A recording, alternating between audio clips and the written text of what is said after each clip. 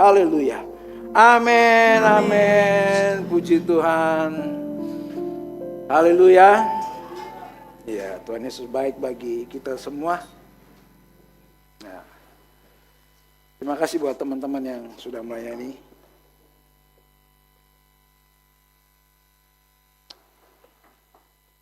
Selalu polanya di gereja sangat mudah kita lihat ya kalau menjelang 17-an. Ya, besok kita merayakan kemerdekaan yang ke-81. Pertanyaan apa? Benar-benar kita sudah merdeka? Ya. Keadaan bangsa kita sedang berproses. Banyak hal yang mungkin tidak menyenangkan, tapi kadang-kadang disitulah Tuhan bekerja melalui itu semua, ya. Baik, kita juga berdoa buat saudara seiman kita yang ada di NTT, ya. 7,7 skala Richter, sangat mengerikan, ya. Tuhan tolong mereka semua. Baik, hari ini kita akan belajar dan melanjutkan eksposisi kitab Galatia kita, ya. Masuk ke pasal yang kedua. Minggu lalu saya sempat baca ayat 1 dan 2. Hari ini kita akan melanjutkan pembacaan kita dari Galatia 2 ayat 1 sampai dengan 10. Saya ingin review sedikit. Minggu lalu kita bicara dengan Rasul Paulus ketika dia mendapatkan Injil dari Yesus Kristus. Dia mencocokkannya kurang lebih 3 tahun di Arab, lalu 14 tahun kemudian dia baru kembali ke Israel untuk memberitakan Injil kasih karunia Tuhan, ya, kepada bangsa-bangsa non Yahudi. Ya, Bapak Ibu bisa nonton kembali supaya bisa nyambung pada hari ini. Baik, tema kita minggu ini adalah kemerdekaan dan kesatuan di dalam Injil. Bagaimana kasih karunia menghancurkan belenggu dan mematikan ego kita. Ya. Kita akan baca dulu di Galatia 2 ayat 1 sampai 10, kita akan baca bergantian. Ya, Bapak Ibu bisa buka di handphone. Sekarang sudah nggak ada yang bawa Alkitab manual, ya. Bahkan beberapa gereja sudah menyuarakan untuk membawa Alkitab manual, ya. But it's okay, ya. Mari kita baca.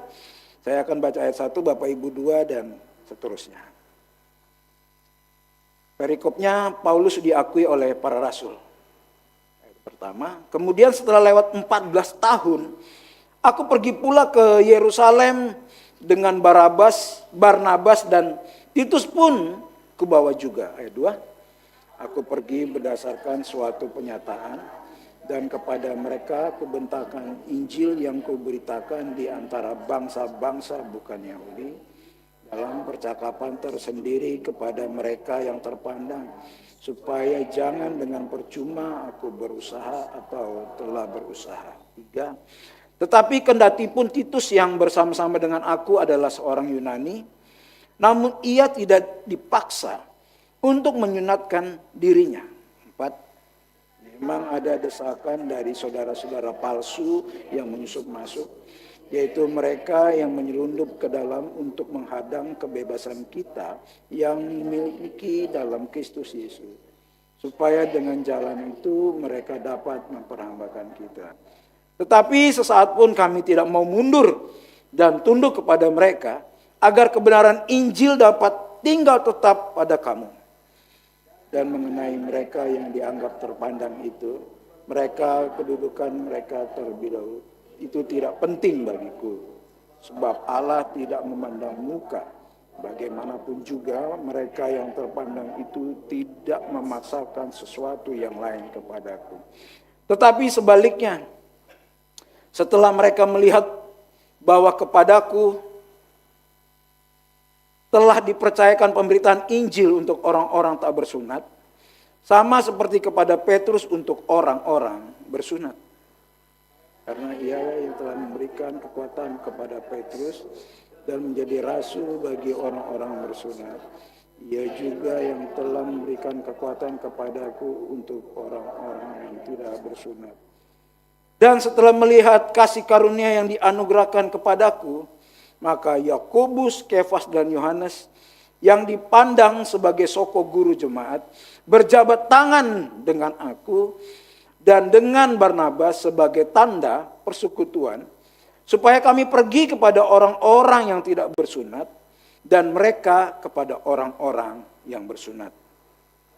Kami harus tetap mengingat orang-orang miskin, dan memang itulah yang sungguh-sungguh usahakan melakukannya. Puji Tuhan. Ya, hari ini kita akan membahas 3 poin.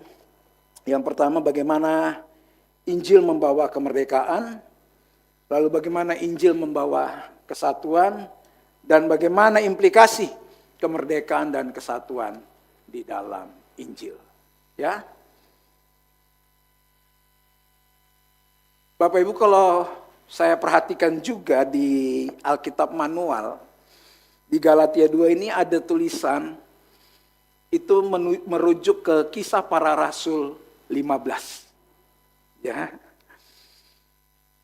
Jadi di Galatia 2 ayat 1 dan 2 ini bilang begini. Kemudian setelah lewat 14 tahun, aku pergi pula ke Yerusalem dengan Barnabas dan Titus pun kubawa juga. Aku pergi berdasarkan suatu penyataan dan kepada mereka kubentangkan Injil yang kuberitakan di antara bangsa-bangsa bukan Yahudi dalam percakapan tersendiri kepada mereka yang terpandang, supaya jangan dengan percuma aku berusaha atau telah berusaha. Jadi waktu Rasul Paulus ke Yerusalem, tercatatlah apa yang dilakukan Rasul Paulus di Kisah Para Rasul 15. Jadi match.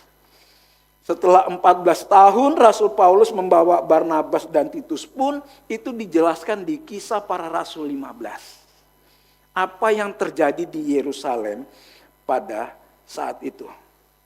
Ya, jadi cocok. Nah, apa yang terjadi di Kisah Para Rasul 15? Ya, saya bacakan ayat yang pertama. Beberapa orang datang dari Yudea ke Antiokhia dan mengajarkan kepada saudara-saudara di situ, jikalau kamu tidak disunat menurut adat istiadat yang diwariskan oleh Musa, kamu tidak dapat diselamatkan. Jadi Injil perlu ditambah perbuatan. Pada saat itu dikatakan laki-laki harus disunat supaya bisa diselamatkan. Jadi Injil nggak cukup, harus ditambahi perbuatan. Tetapi Paulus dan Barnabas dengan keras melawan dan membantah pendapat mereka itu. Akhirnya ditetapkan supaya Paulus dan Barnabas serta beberapa orang lain dari jemaat itu pergi kepada rasul-rasul dan penatua-penatua di Yerusalem untuk membicarakan soal ini. Jadi ini menjadi isu penting. Ketika Rasul Paulus mendirikan jemaat-jemaat di Galatia, Rasul Paulus pergi ke kota lain, lalu di situ muncullah orang-orang yang terpandang, yang pintar. Mungkin dia seorang teolog, dia guru. Mereka bilang begini, kamu kalau mau selamat, kamu sudah percaya Yesus, itu bagus, tapi kalau mau selamat kamu harus disunat. Kita harus ngikutin Musa. Dan Rasul Paulus menentang ini. Dia bicara keras menentang pengajaran Injil palsu. Ayat 4, setibanya di Yerusalem. Nah, ini ceritanya perjalanan Rasul Paulus. Mereka disambut oleh jemaat dan oleh rasul-rasul dan penatua-penatua. Lalu mereka menceritakan segala sesuatu yang Allah lakukan dengan perantaraan mereka. Mereka bersaksi, Rasul Paulus bersaksi bagaimana dia ketemu Tuhan. Dia padahal seorang yang sangat jahat. Bagaimana dia ketemu Tuhan. Tuhan secara melalui sinar datang kepada Rasul Paulus sehingga dia tumbang. Ya, 3 hari dia buta. Lalu setelah itu dia mendapatkan firman. Tetapi beberapa orang dari aliran Farisi yang telah menjadi percaya berdiri dan berkata, orang-orang bukan Yahudi harus disunat dan diwajibkan untuk menuruti hukum Musa. Jadi kesaksian-kesaksian ketemu Tuhan tadi tetap dibantah sama orang Farisi. Mereka berdiri dan berkata, orang-orang bukan Yahudi juga harus disunat. Dan diwajibkan untuk menuruti hukum Musa. Lalu bersidanglah rasul-rasul dan penatua-penatua untuk membicarakan persoalan itu. Ini adalah konsili pertama, Bapak Ibu. Sinode pertama dibahas tentang keselamatan. Terjadi perdebatan yang keras antara orang Yahudi, orang Farisi. Mereka berdebat soal keselamatan. Ya. Rasul Paulus dan Barnabas dan Titus membela kemurnian Injil. Ini adalah sidang pertama di Yerusalem. Ya. Pada saat itu terjadi pertentangan. Percaya Yesus tambah adat istiadat atau perbuatan, makanya terjadi keselamatan.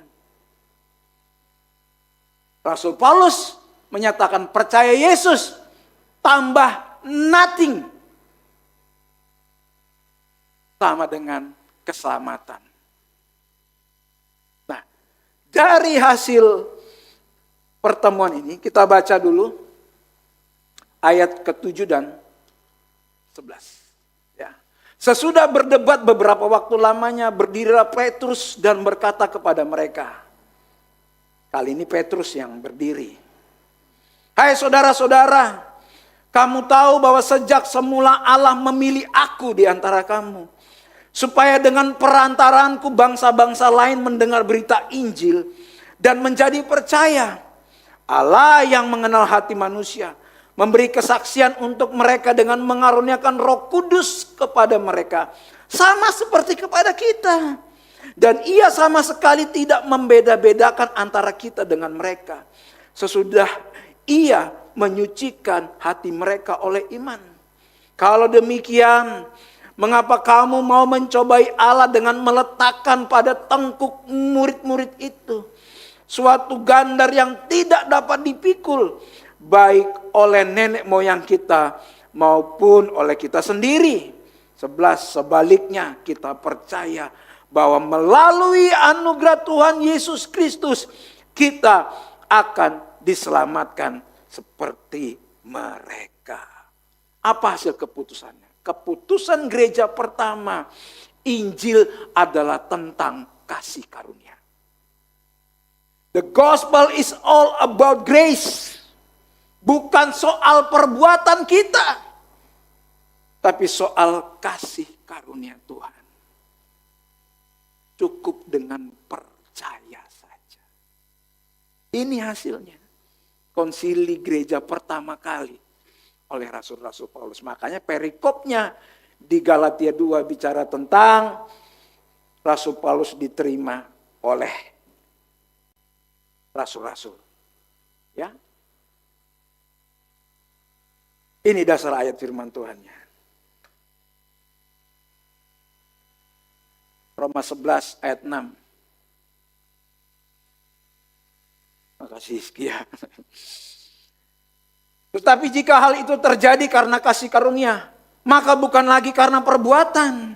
Sebab jika tidak demikian maka kasih karunia itu bukan lagi kasih karunia. Jadi kalau keselamatan kita harus ditambah dengan perbuatan, maka itu bukan lagi kasih karunia.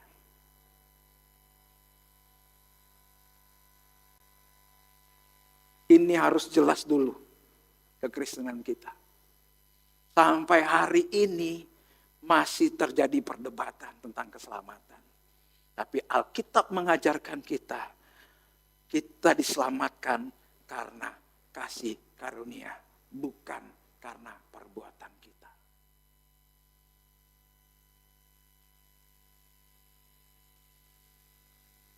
Nah, kita akan bahas poin yang pertama, bagaimana Injil membawa kemerdekaan. Ada 2 poin penting di sini, bagaimana kita dimerdekakan dari tuntutan budaya, kultur. Ya. Bagaimana kita dimerdekakan dari beban emosional. Yang pertama,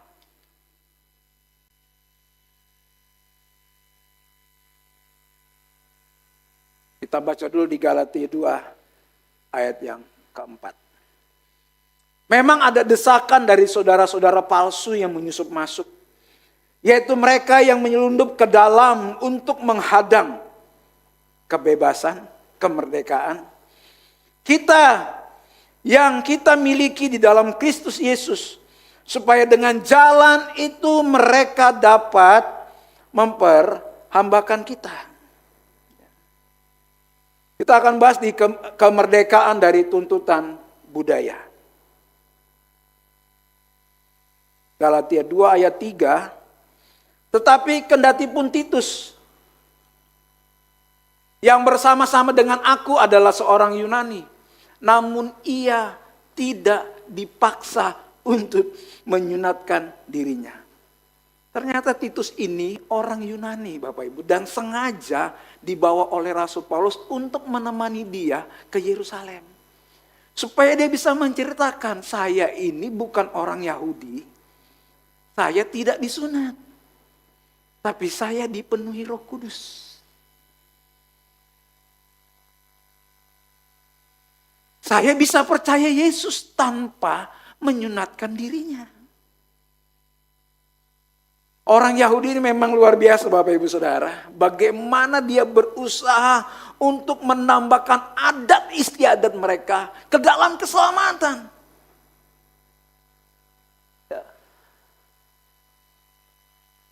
Titus yang bukan orang Yahudi, yang kita bilang bahwa orang Israel ini orang yang bangsa pilihan Tuhan.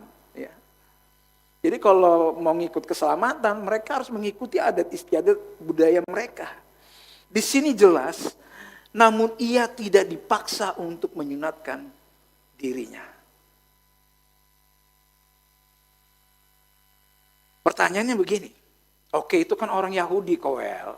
Kan kita kan ya bukan orang Yahudi, orang Indonesia. Orang Indonesia ada yang disunat, ada yang enggak, ya. Ya terserah lah itu tidak ada urusannya dengan keselamatan. Tapi pertanyaan begini, budaya apa yang kita percayai hari ini yang mempengaruhi keselamatan kita?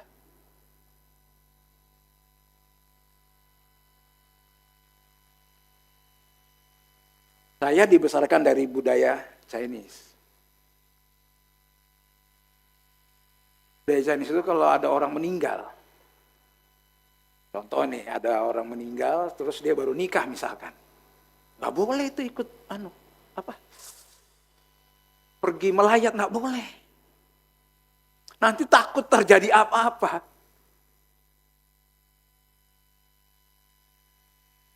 Budaya. Kalau mau jadi orang kaya, nyapu nggak boleh dari dalam keluar, nanti berkatnya keluar. Harus dari luar ke dalam.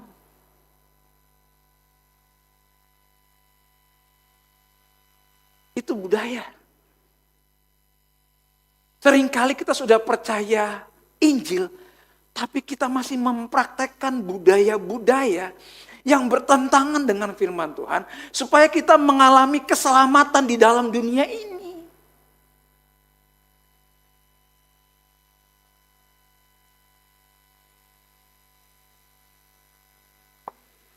Budaya. Pertanyaannya, budaya apa yang masih kita pegang hari ini yang bertentangan dengan Injil? Ada orang Manado di sini, ada orang Batak, ada orang Jawa, ada orang Toraja. Dayak, aduh, 3 minggu lalu saya ngobrol sama saudara, dia lagi kerja emas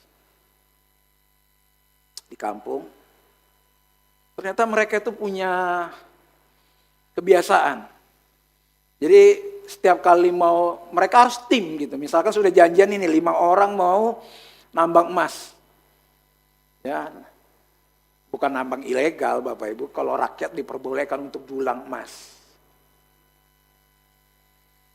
Jadi kalau mereka sudah sepakat pergi berlima, satu nggak jadi, mendingan gak usah pergi. Pasti nggak dapat katanya. Bisa jadi betul, dari pengalaman-pengalaman bisa jadi benar, nggak dapat. Dari cerita ke cerita sudah. Jadi kalau berlima fix sudah. Satu orang batal mendingan gak usah pergi, ditunda 1 hari. Atau dari 5 orang ini pergi tiba-tiba yang satu, misalkan sudah mereka janjian harus 5 hari, yang satu pulang hari kedua, mending pulang semua, pasti gak dapat. Kan itu seperti kita percaya bahwa berkat itu datangnya dari Tuhan. Soal dapat gak dapat itu cerita lain. Kultur, budaya. Hari-hari ini orang Kristen masih pegang budayanya.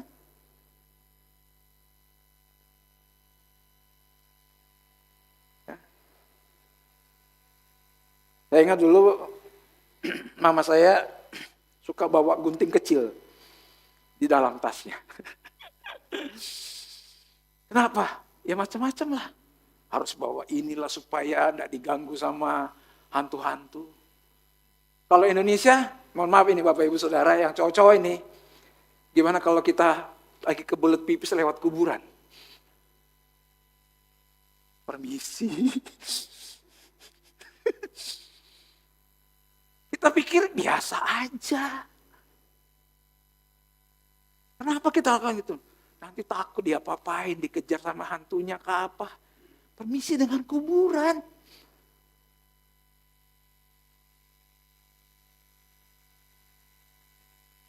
Kalau kita bicara ini memang bicara tentang sunat Bapak Ibu Saudara. Tapi kalau implikasi ke dalam kehidupan kita hari-hari ini, kekristenan kita bagaimana? Apakah kita masih terikat budaya-budaya yang sangat bertentangan dengan Injil? Itu hal yang biasa katanya. Kita pakai ritual-ritual potong darah ayam. Budaya apa yang sangat mempengaruhi kita hari-hari ini? Ya. Kalau ternyata seandainya orang-orang Farisi ini waktu konsili pertama berhasil menyatakan bahwa keselamatan harus ditambah dengan adat istiadat Yahudi. Kira-kira kita modelnya sekarang hari ini begini nih. Pakai topi gitu ya. Janggutnya panjang-panjang. Yang bisa di sini cuman Pastor Morton sama Maurice aja yang bisa.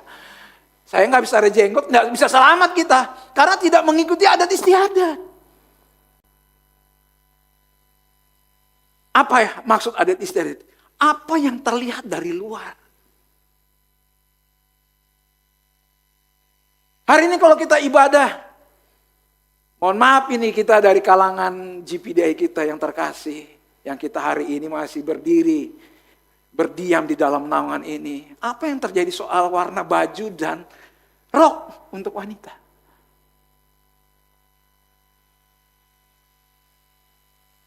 Budaya.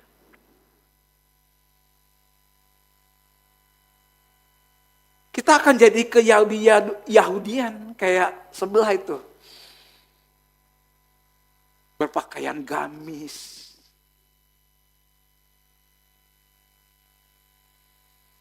Kita akan jadi seperti ini kira-kira. Bagus sih. Tapi kalau setiap minggu harus berewokan, pakai topi. Karena aku Yahudi, baru kita pakai apa ini? Tidak tahu apa namanya itu, Dr. Sam itu ada itu ya. Kalau mungkin hari ini kita harus hamba Tuhan pakai stola. Ya.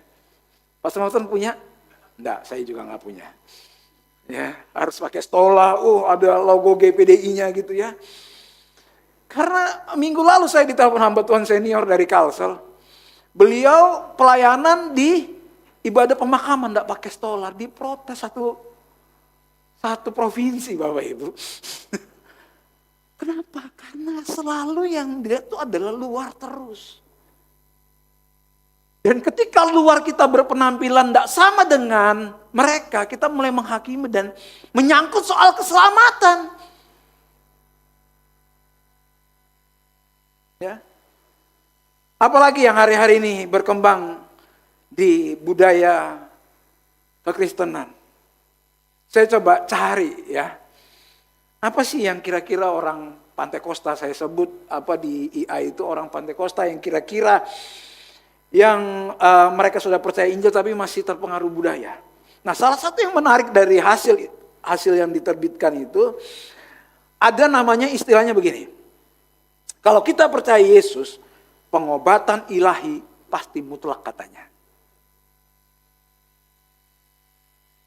Menganggap semua sakit akibat kurang iman. Sakit akibat kurang berdoa. Atau sakit adalah sebuah kutukan. Mungkin ada dosa yang kita sembunyikan. Ya. Sehingga menolak medis.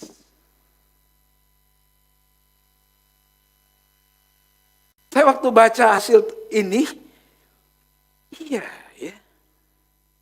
Kenapa kamu sakit? Ada dosa mungkin kamu. Mungkin kamu kurang berdoa. Mungkin ada kutukan nenek moyang. Kamu harus ikut ibadah pelepasan. Sehingga menolak medis.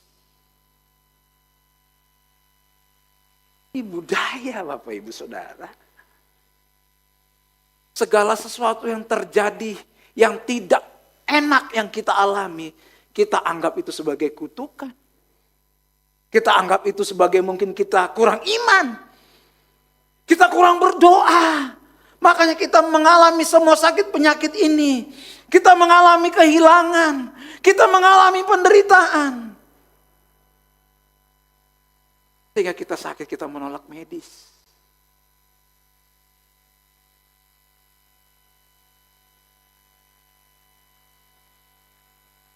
Bagaimana kita? Apakah kalau kita sakit, kita berobat, kita salah?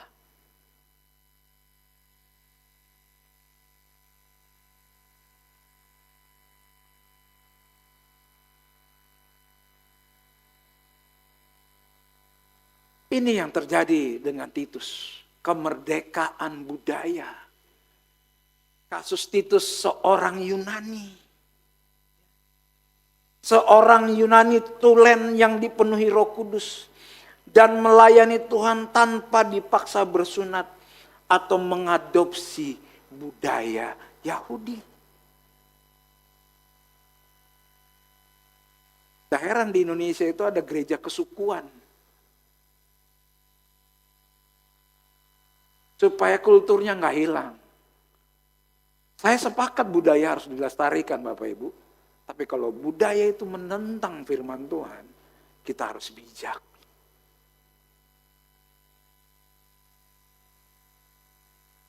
Misalkan baju adat tradisional, it's good, bagus.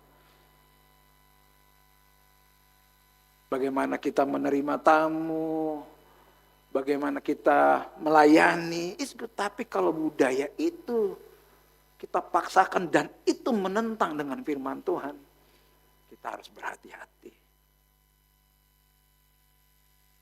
Apa implikasi modernnya? Kita tidak perlu menjadi ke-Yahudi-Yahudian. Kita tidak perlu merayakan hari kultural tertentu. Atau kita berziarah mencari urapan lokasi fisik ke tanah suci demi perkenanan Tuhan.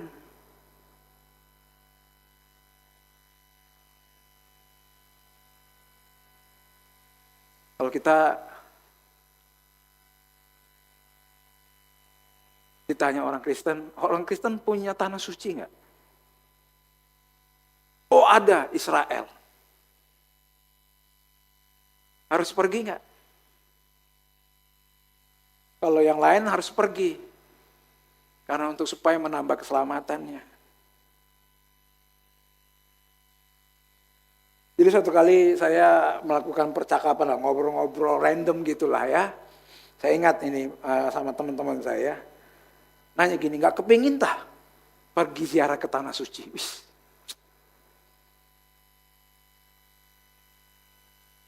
Pengen sih.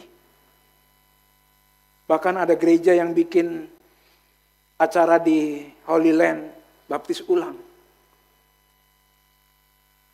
Bikin ulang penuguhan pernikahannya.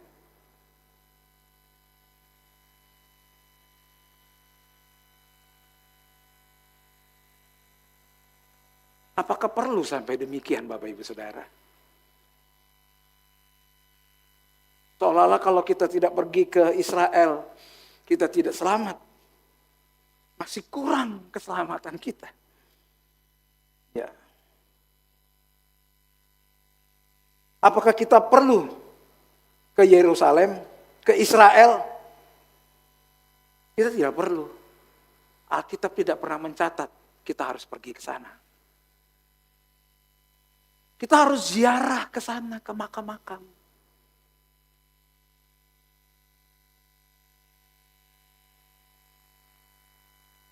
Karena Alkitab tidak pernah suruh.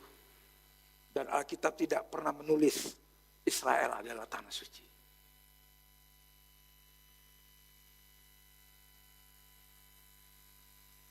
Kenapa? Bait suci bukan lagi sebuah lokasi. Itulah sebabnya waktu Yesus berkata sudah selesai. Ruang Maha Kudus terbelah supaya kita semua memiliki akses kepada kesucian dan hadirat Tuhan. Gak salah kita mau pergi ke Israel Bapak Ibu, gak salah. Saya gak bilang saya ngelarang kita pergi Israel. Silahkan, tapi bukan ziarah. Kita napak tilas, kita belajar sejarah, monggo. Ada berkat silakan pergi. Tapi pergi ke sana bukan cari urapan Tuhan. Supaya diperkenan Tuhan. Sampai harus baptis ulang. Salah satu budaya Chinese kalau ada anak yang mau nikah, dia harus hitung tanggal hari baik. Ya kan? Harus dihitung, dilempar-lempar. Supaya bisa tahu tanggal hari baik apa. Pertanyaannya begini. Apakah hari baik yang ditentukan itu menentukan tidak ada perselisihan suami istri? Apakah itu menentukan tidak terjadi perceraian?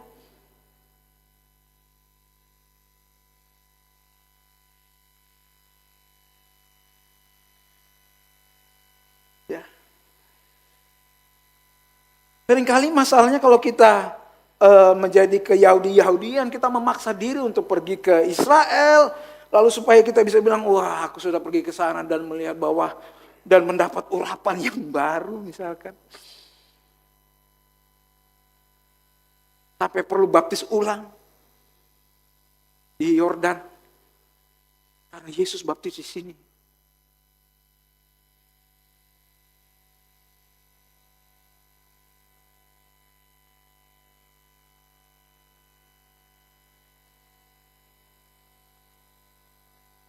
Galatia 2 ayat 6b. Sebab Allah tidak memandang muka. Bagaimanapun juga mereka yang terpandang itu tidak memaksakan sesuatu yang lain kepadaku. Gak perlu. Mau kita Jawa, Batak, Yahudi, Chinese. Di sini ada orang Sumbawa itu sukunya apa ya? Sumbawa ya, gitu ya. Kalau NTB yang lain ada Sasak ya. Semua kita sudah gak perlu lagi terkotak-kotak dengan suku.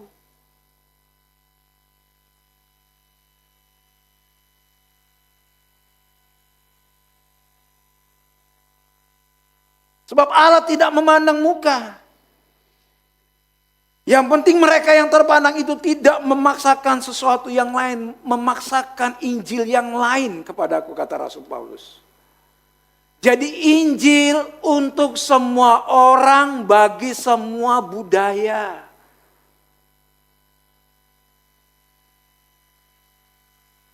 Ya. The gospel is for everyone, for every culture. Dari suku latar belakang apapun kita. Semua budaya, tapi budaya yang tidak berlawanan dengan firman Tuhan.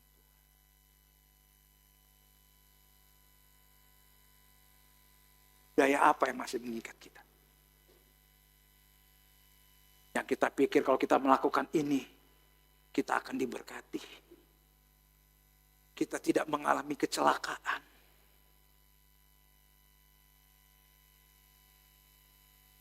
Bahkan kita sanggup untuk melakukan ritual-ritual.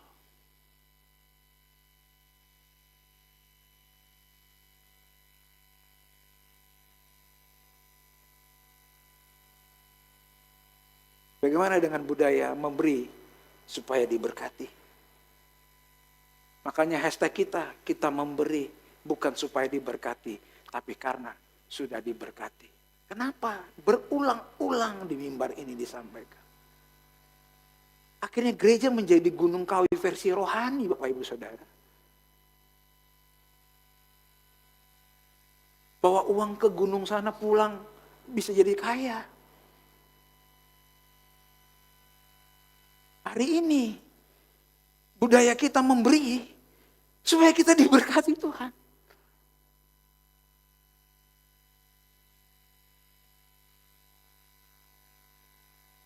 Yang berikutnya kita akan belajar bagaimana kita dimerdekakan dari beban emosional.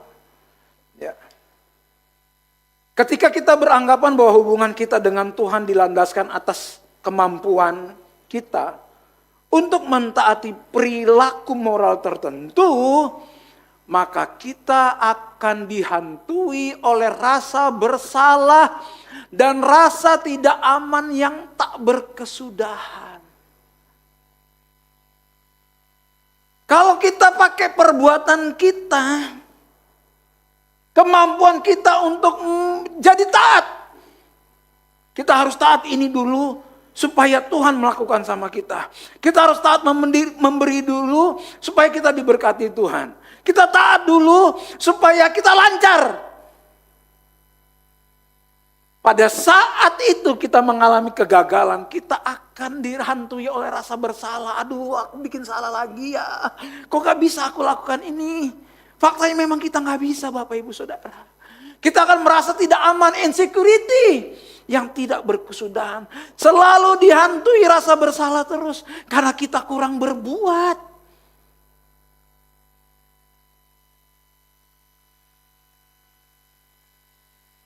Jadi kalau kita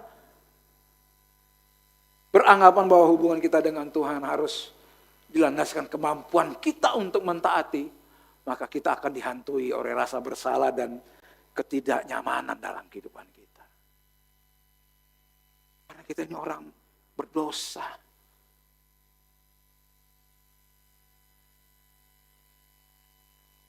Rasa gak nyaman. Waduh, kok aku gak bisa ini lagi ya? Aku harusnya begini, aku harusnya begini.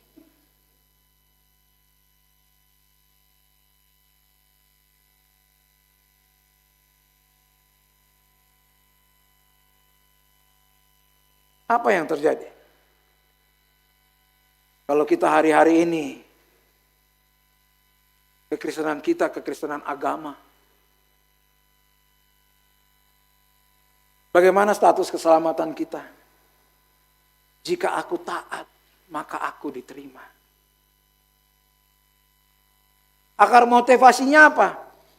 Takut masuk neraka. Takut berkatnya ditarik. Makanya kamu gak diberkati Tuhan kan? Makanya kamu sih. Apa respon egonya? Sombong jika berhasil. Sombong jika berhasil taat. Tapi minder dan hancur ketika gagal.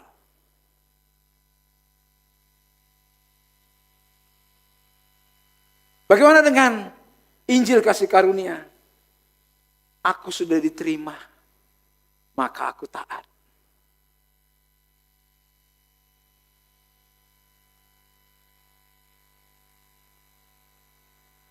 Akar motivasinya apa? Ucapan syukur yang meluap atas anugerah.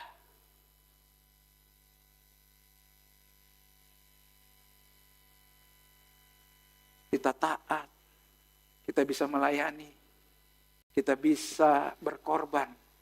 Itu karena ucapan syukur yang meluap atas anugerah Tuhan. Apa responnya? Rendah hati, merasa cukup, dan tidak diintimidasi oleh iri hati. Kok kamu bisa diberkati? Kamu tahu enggak? Aku setiap hari bangun pagi-pagi jam 4 berdoa. Sampai jam berapa? Sampai jam 6. Makanya aku diberkati Tuhan. Lalu temannya yang sebelah dengar, oh kalau gitu aku harus lebih banyak. Aku sampai jam 7. Apa yang terjadi? Terlambat ke kantor, Bapak Ibu Saudara, gajimu enggak naik.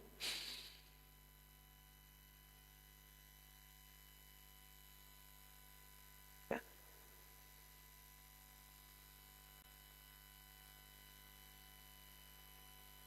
John Piper bilang begini, anugerah bukan hanya hukuman yang diringankan saat berdosa. Anugerah adalah suatu pemberian dan kuasa Tuhan yang memampukan untuk melawan dosa. Kasih karunia adalah kekuatan, bukan hanya pengampunan.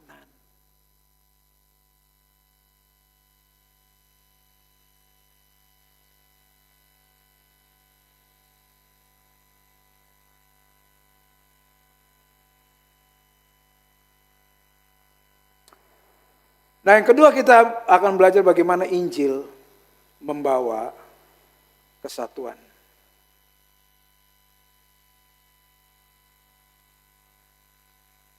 Bapak Ibu pernah bertanya atau berpikir, jujur secara pribadi,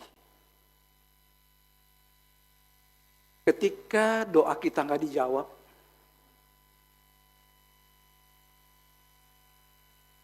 ketika kerinduan-kerinduan kita hari ini belum dijawab Tuhan,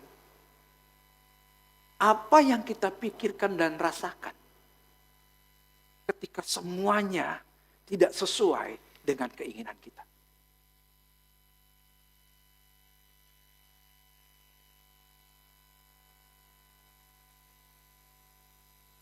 Apa yang kita pikirkan?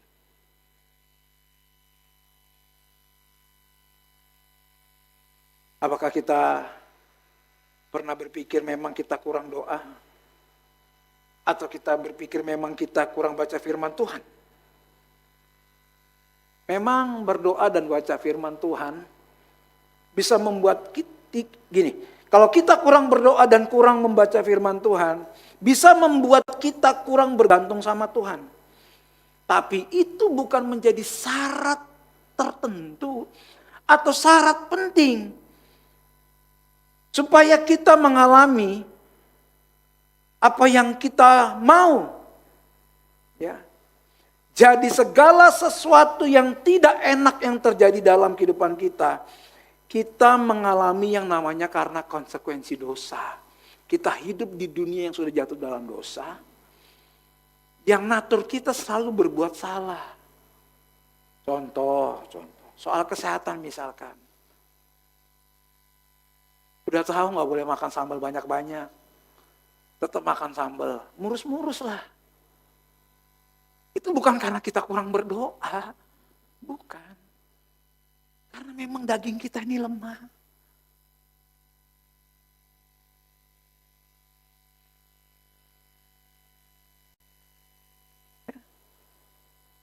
Kenapa aku ngalami masalah keuangan? Jangan-jangan memang kita kurang bijak dalam mengelola keuangan. Ya. Bukan karena kita kurang memberi. Kalau memang kurang, stop memberi. Gak apa-apa. Kalau memang kurang, masih belum, stop memberi. Kalau engkau sudah diberkati, kau merasa Tuhan sudah baik sama kita, renungkan sendiri. Banyak orang dihantui rasa bersalah, gak aman, karena kurang ini dan kurang itu. Sebabnya kita perlu Injil memerdekakan kita dari beban emosional. Kenapa kita ngalamin ini? Karena ini adalah konsekuensi dosa. Hadapin. Minggu lalu saya ketemu dengan jemaat yang mau pindah ke Sumatera. Kita ngobrol, apa yang mau dikerjain di sana. Lalu dalam percakapan, bagaimana kita menghilangkan rasa khawatir? Bagaimana menghilangkan rasa takut gagal? Bagaimana menghilangkan kekhawatiran masalah ini itu? Gimana caranya, Pastor? Saya cuma jawab satu, hadapi.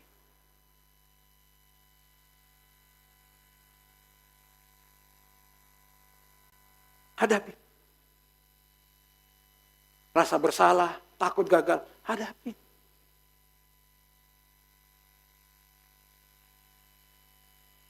Ini dolar udah 18.000 lebih Bapak Ibu Saudara. Bapak Ibu Saudara lebih kencang berdoa, apakah rupiahnya menguat? Enggak. Rupiahnya terus melemah. Yang anak tua anak harus perlu lakukan apa? Hadapin. Bukan mengutuk-ngutuki, oke kalau protes boleh gitu. Tapi kita harus hadapin. Bukan kita pergi doa ke gunung-gunung supaya dolarnya melemah. Doanya adalah Tuhan kuatkan aku. Seperti lagu tadi kita sebelum firman. Kau kuatkan aku bertahan. Kenapa? Karena engkaulah harapan dalam kesesakan. Bukan disuruh pergi. Kita akan suka kalau kita mengalami sesuatu, kita berdoa, kita usir penderitaan kita.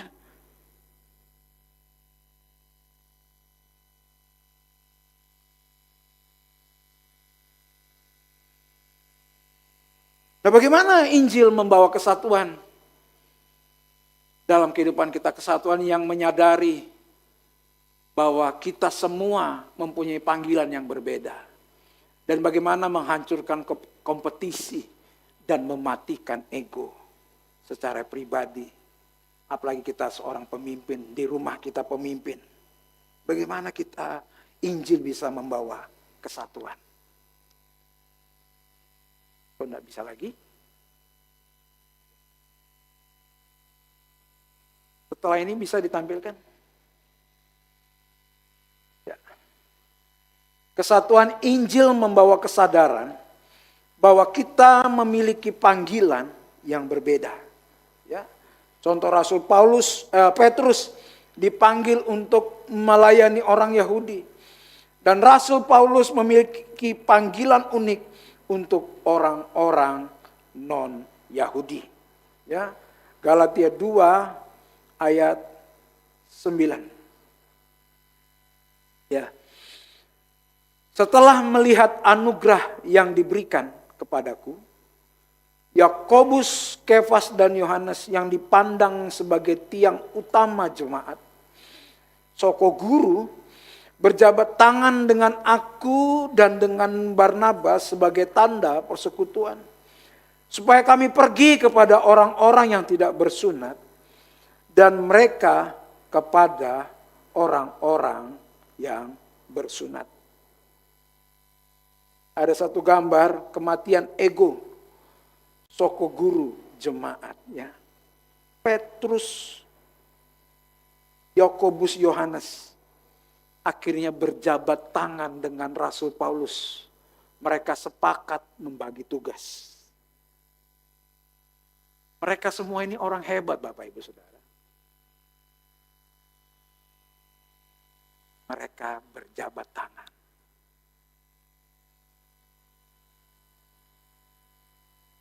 Meski memiliki jemaat puluhan ribu, ini mega church pertama, Bapak Ibu. Mega church pertama. Meski memiliki jemaat puluhan ribu dan wahyu yang luar biasa, tidak ada kecemburuan, tidak ada kompetisi, dan tidak ada ego di antara para rasul. Mengapa? Karena mereka sadar. Sadarnya apa? Kasih karunia yang bekerja di dalam mereka. Rasul Paulus bilang begini, aku bekerja lebih keras dari mereka semua. Tapi bukan aku, melainkan kasih karunia Allah yang menyertai aku.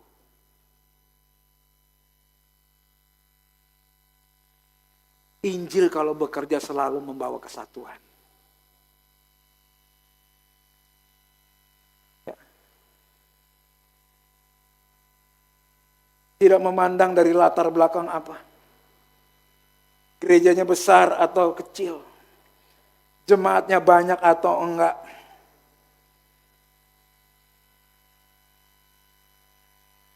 Tapi semua yang terjadi karena mereka mengalami Injil untuk mematikan egonya. Pelayanan bukan kompetisi. Kita di sini bukan kompetisi. Menunjukkan bahwa kita lebih rohani atau enggak dari orang lain.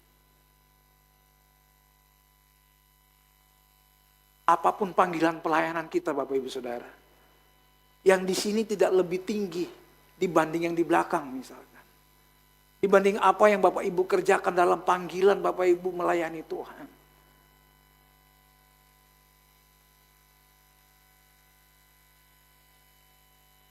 Jujur aja, antar hamba Tuhan aja kadang gak mau lihat muka. Ya Pastor Martin, jabat tangan aja, oh tunggu dulu. Negur sapa aja sulit.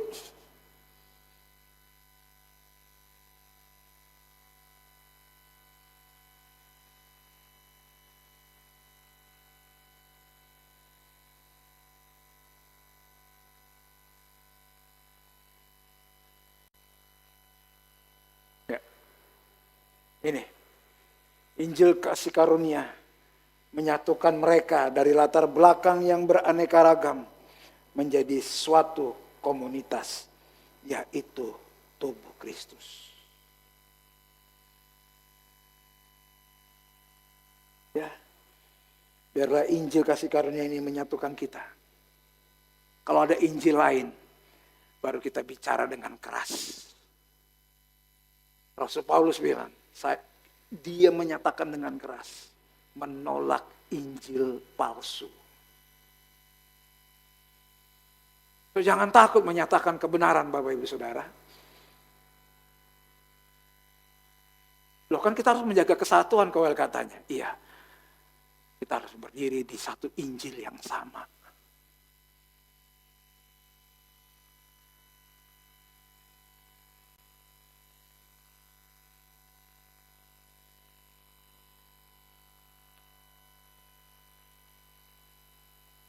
Kalau itu bagaimana kerangka aplikasinya dalam kita mentransformasi hati kita? Ya. Ketika kita bicara, minggu lalu kita bicara tentang bagaimana objektivitas dan subjektivitas. Ya. Secara kognitif bagaimana kita memahami kebenaran teologi atau doktrin Injil secara akal budi dari kitab pembacaan firman Tuhan, bagaimana kita mendengar. Lalu hati dan hidup yang benar-benar diubahkan, kebenaran yang turun dari kepala sampai ke dalam hati. Bukan hanya sampai di kepala aja. Kita bisa pintar ngomong Alkitab, tapi hati kita nggak pernah diubahkan. Kita harus perlu jalan tengah, namanya reflektif. Kita merenungkan firman Tuhan setiap hari. Ku renungkan firman-Mu siang dan malam. Setelah kita membaca, kita tahu bahwa kita harus diubahkan. Kita perlu yang namanya reflektif, merenungkan firman Tuhan setiap hari. Nah, Timotius bilang begini, kemerdekaan dan komunitas adalah dua kerinduan terbesar dari hati manusia. Ternyata hati manusia ini cuma punya dua dambaan besar dalam hidupnya. Yang pertama merdeka, yang dua komunitas.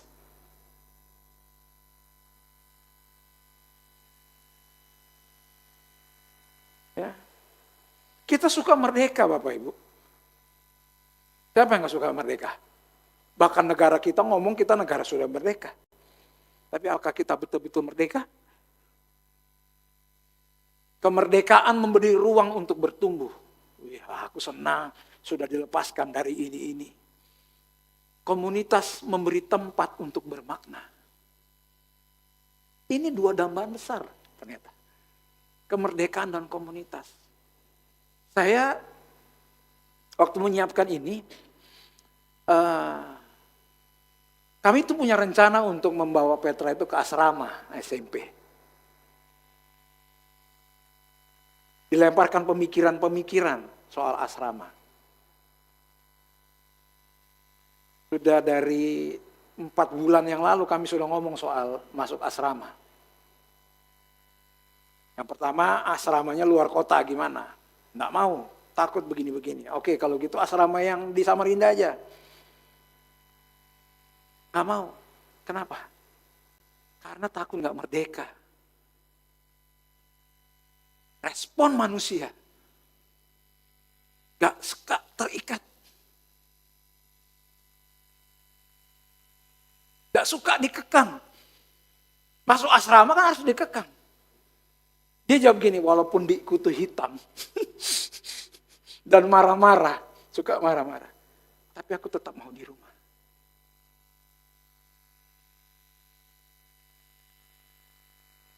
Kita manusia dambaannya suka merdeka. Bapak. Gak mau tertindas, gak mau terikat. Terus manusia itu punya kedambaan, punya komunitas.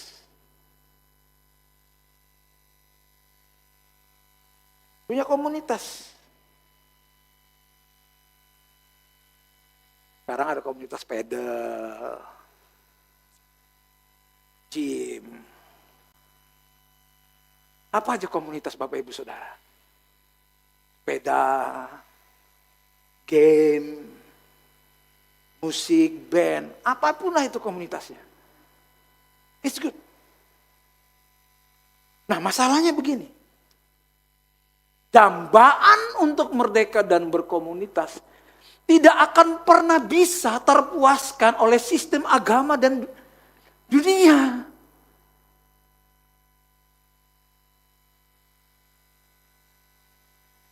Dambaan untuk merdeka dan berkomunitas tadi tidak akan pernah bisa terpuaskan dengan sistem agama dan dunia. Karena kedua sistem itu akhirnya akan menjerumuskan manusia kepada keterpisahan dan perbudakan yang lebih dalam.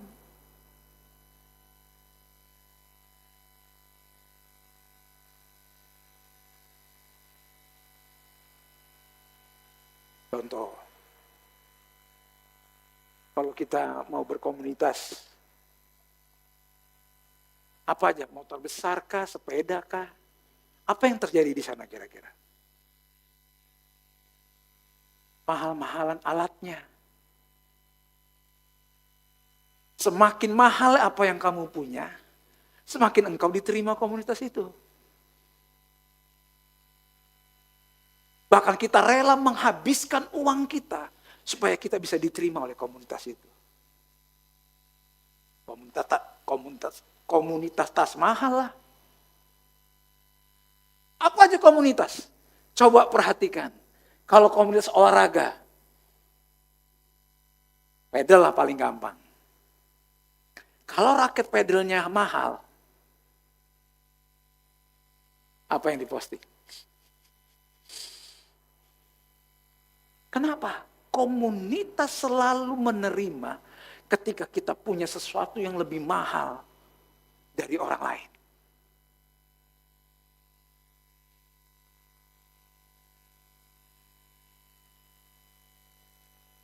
Kita akan tergerus di penerimaan secara ego. Supaya kita bisa diterima, we must do something. Kita punya segala sesuatu yang lebih dari orang-orang yang ada dalam komunitas kita. Semakin tinggi apa yang kita punya, kita akan semakin diterima. Ini menarik ini waktu saya menyiapkan ini. Kita sering mendengar kita bagaimana mendapat financial freedom. Apa yang kamu cari? Financial freedom. Bahkan motivasi-motivator banyak bikin acara bagaimana kita mendapatkan kebebasan finansial. Tetapi yang terjadi apa?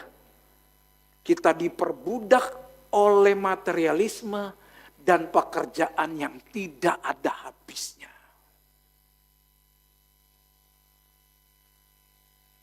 Kita lupa apa yang namanya rasa cukup. Kita akan diperbudak oleh ini terus. Financial freedom. Umur 30 sudah harus sukses.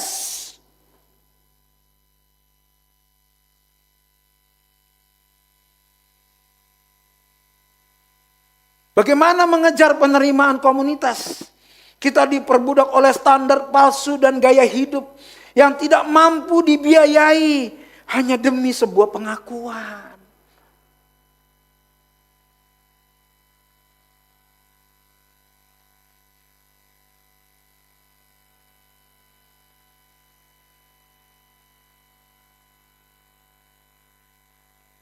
Lalu bagaimana mengejar kemerdekaan dari orang tua?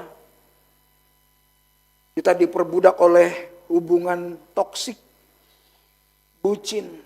Udah cepat-cepat nikah. Supaya lepas dari orang tua.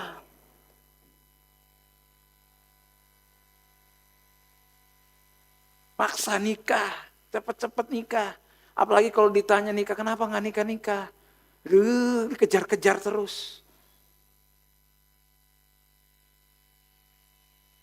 Dengarkan, apa yang fana di dunia ini menjanjikan kebebasan.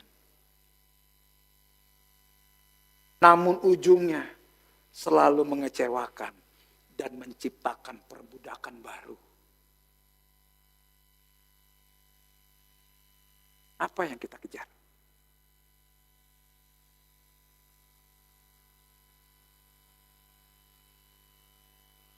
Kemerdekaan bebas dari aturan, memiliki otonomi penuh, dan tidak dikendalikan oleh siapapun. Komunitas diterima, dicintai, dan menjadi bagian integral sesuatu yang lebih besar. Tetapi paradoksnya apa Bapak Ibu Saudara? Di luar Injil kedua dambaan ini saling bertabrakan. Mengejar otonomi mutlak berarti mengorbankan komunitas. Menuntut penerimaan penuh seringkali mengharuskan kita mengorbankan kebebasan. Jadi kalau dua kedambaan ini tidak bisa dipenuhi oleh sistem dunia agama, hanya Injil. Tapi dari Injil dua kedambaan ini selalu bentrok. Titik temunya di mana? Titik temunya ada di salib Kristus. Kemerdekaan sejati kita dimampukan untuk melawan dosa secara sukarela karena kita sudah sepenuhnya aman di dalam Dia. Komunitas sejati diterima tanpa syarat, tanpa kualifikasi. Kemampuan kita menjadi bagian dari keluarga Allah. Di dalam Injil kita tidak perlu memilih antara kebebasan dan komunitas. Kristus memberi keduanya. Jadi dambaan ini kalau kita isi dengan agama dan dunia, kita nggak akan pernah dapat. kita nggak akan pernah puas. Hanya salib Kristus yang memuaskan kita. Tapi yang menarik di ayat 10 pembacaan kita. Hanya kami harus tetap mengingat orang-orang miskin. Dan memang itulah yang sungguh-sungguh kuusahakan melakukannya. Apa maksud dari kata orang miskin ini? Dengarkan. Kita ini semua orang miskin rohani. Kita ini orang yang miskin rohani. Apa miskin rohani kita? Kita tidak mampu menyelamatkan diri kita sendiri. Kita orang yang berdosa. Kita budak dosa. Kita terpisah dari Tuhan. Gak akan bisa bersatu untuk masuk kerajaan Allah. Itu sebabnya Ia yang kaya rela jadi miskin. Supaya kita yang miskin jadi kaya. Bukan soal uang terus Bapak Ibu Saudara. Berkat-berkat materi. Tapi miskin di sini bicara tentang keselamatan yang Tuhan berikan kepada kita. Orang yang gak pantas untuk kita dapatkan ini.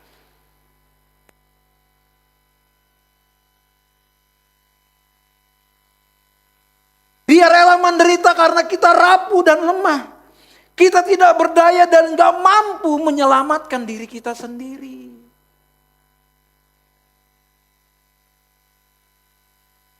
Ini yang harus diberitakan. Yesus yang kaya rela jadi miskin.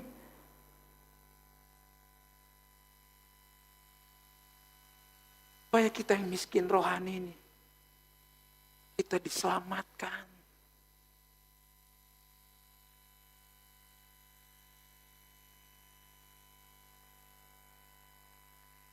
2 Korintus 8 ayat 9.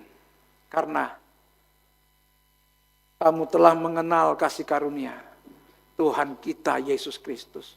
Bahwa Ia yang oleh karena kamu menjadi miskin. Sekalipun Ia kaya. Supaya kamu menjadi kaya oleh karena kemiskinan.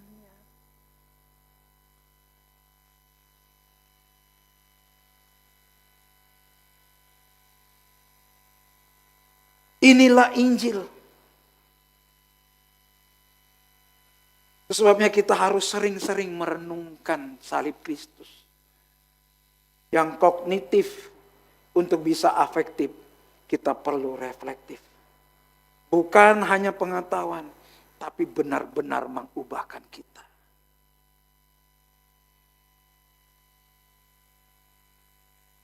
Inkarnasi Kristus adalah bukti kepedulian Tuhan yang kudus, maha besar dan kekal atas kerentanan manusia berdosa yang kecil dan rapuh ini. Dia yang tak terbatas menjadi bayi yang tak berdaya. Dia sang pembebas membiarkan dirinya terbelenggu, ditindas dan disiksa. Dia yang empunya segalanya, rela kehilangan segalanya menjadi miskin. Sang anak Allah harus mengalami keterpisahan dari Bapanya yang di sorga. Bukan sekedar kisah, tapi bukti kasih yang tanpa batas. Kita perlu menyadari ini, Bapak Ibu.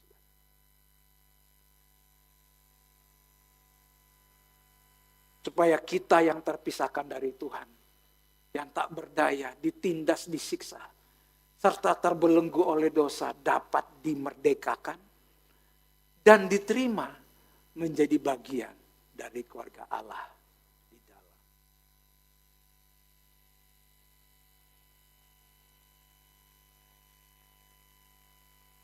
Bagaimana ego kita bisa dimerdekakan? Kita perlu Injil. Saya sama istri memang tidak bertengkar besar. Bahkan sama anak-anak di rumah sering bertengkar kecil.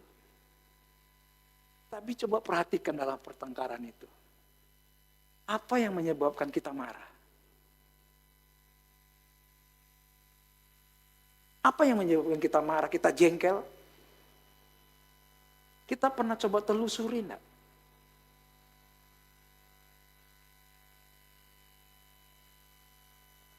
Setiap emosi, kemarahan, kekhawatiran, mengapa kita mengalami itu? Kenapa aku marah ya kalau dia waktu suamiku ngomong kayak gini ya, atau istriku ngomong ini, atau papa aku ngomong gini, kenapa aku marah ya? Atau kita sebagai orang tua, kenapa aku marah ya? Coba telusuri, kenapa marahnya? Atau Bapak Ibu di sini nggak pernah ada yang bertengkar ya suami istri? Atau saya aja sama istri sering bertengkar? Apa yang menyebabkan kita marah? Coba telusuri.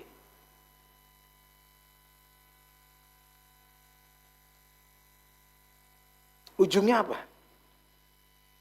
Kadang-kadang ujungnya soal ketidakpercayaan. Kita mau supaya pasangan kita menerima kita.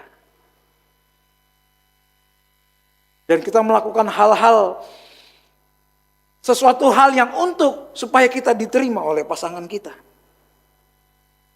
Artinya kita lebih percaya penerimaan manusia, pasangan kita, daripada penerimaan Allah. Kita lebih senang omongan orang lain. Bapak Ibu pernah lihat nggak orang punya mobil mewah bertengkar sama tukang parkir misalkan? Gara-gara harga diri. Kenapa harus bertengkar sama tukang parkir? Jangan-jangan omongan tukang parkir lebih berarti dari Tuhan misalkan. Apapun itu, hari ini, kalau kita marah, jengkel, coba telusuri apa penyebabnya.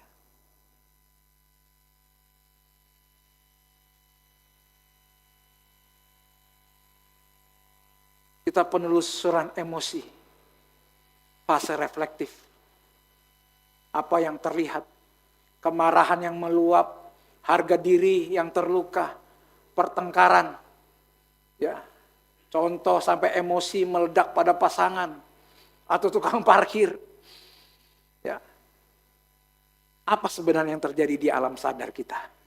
Akar masalahnya apa? Seringkali kita lupa akan anugerah, merasa tertolak karena tidak percaya bahwa penerimaan Tuhan sudah cukup. Pertanyaan reflektif untuk kita semua, mengapa pada detik ini penghargaan diri atau harga diri saya terasa jauh lebih penting daripada penerimaan mutlak dari Tuhan?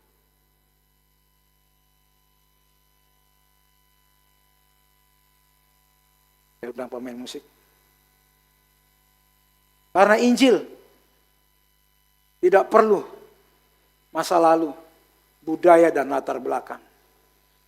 Kita dimerdekakan karena kasih karunia oleh iman di dalam Kristus. Meskipun ada perbedaan, tetapi Injil menyatukan kita di dalam suatu tubuh Kristus. Kita dimampukan untuk taat dalam kemerdekaan dan ucapan syukur, bukan karena ketakutan dan kewajiban. Karena Injil dalam keadaan dan pergumulan apapun, kehadiran Kristus adalah penghiburan terbesar yang paling berharga bagi kita. Tuhan menolong kita mengalami kemerdekaan yang sejati di dalam Injil, di tengah-tengah pergumulan yang sedang kita hadapi. Bapak Ibu Saudara, saya undang kita semua bangkit berdiri. Kita akan akhiri ibadah kita. Tuhan menolong kita semua. Tuhan kuatkan apapun yang sedang terjadi dalam kehidupan kita. Tuhan tidak pernah meninggalkan kita. Dialah yang mampu mengubahkan kita, memberikan kita kemerdekaan sejati.